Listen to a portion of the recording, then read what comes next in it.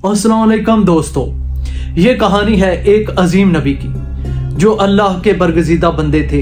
एक नबी जिन्होंने बेऔलादी में भी अल्लाह पर भरोसा किया और जब बेटा मिला तो उसे भी अल्लाह की राह में कुर्बान होते देखा।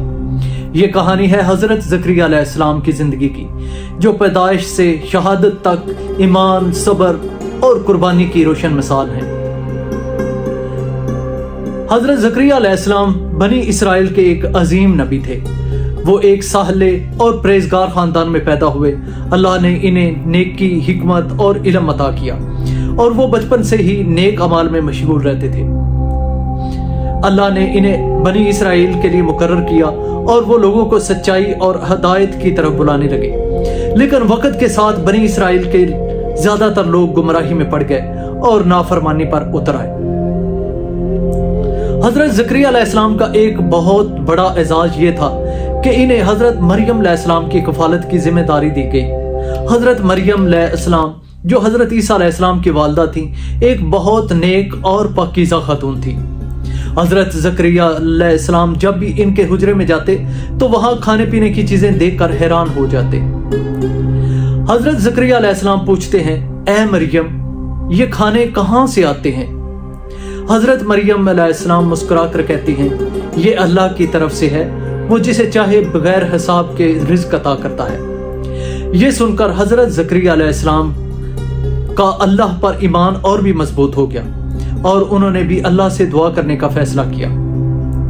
हजरत ज़करिया अलैहिस्सलाम की एक बड़ी आजमाइश ये थी कि वो बेऔलाद थे और इनकी उम्र काफी ज्यादा हो चुकी थी। लेकिन जब उन्होंने हजरत मरियम अलैहिस्सलाम का मुजज़ा देखा तो उन्हें उम्मीद हुई कि अल्लाह ने इन्हें भी औलाद अता कर सकता है।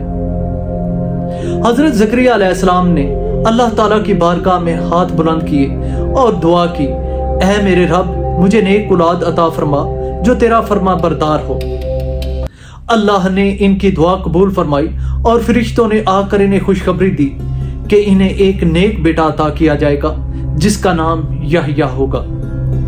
हजरत ज़करिया अलैहिस्सलाम हैरत से पूछते हैं, मेरे यहाँ बच्चा कैसे हो सकता है जबकि मैं बूढ़ा हूं और मेरी बीवी बांझ है? फरिश्ते जवाब देते हैं, ये अल्लाह का हुक्म है और अल्लाह के लिए कुछ भी नामुमकिन नहीं। ये एक मौजज़ा था और जल्दी हजरत ज़करिया अलैहिस्सलाम के यहाँ हजरत यहया अलैहिस्सलाम की विलादत हुई जो एक अजीम नबी थे।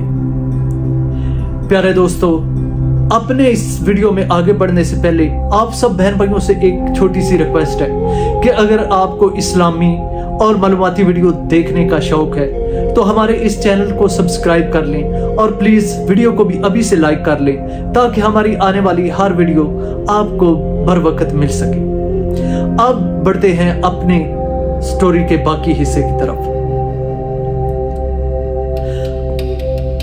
हजरत यहया अलैहिस्सलाम जो हमेशा हक की बात कहते थे, एक जालिम बादशाह के निशाने पर आ गए।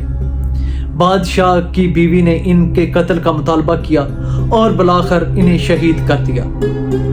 जब हजरत ज़करिया अलैहिस्सलाम को यह खबर मिलती है तो वो गम में डूब जाते हैं, मस्जिद में दुआ करते हैं।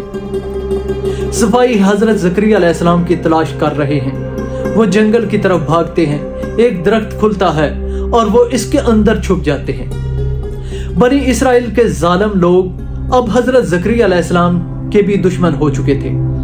जब वो जान बचाने के लिए एक दरख्त में छुपे तो शैतान ने इनके दुश्मनों को बता दिया। सिपाही दरख्त के करीब आकर बादशाह से कहते हैं, वो इस दरख्त में छुपे हुए हैं। बादशाह गुस्से से कहता है, दरख्त को आरे से काट दिया जाए।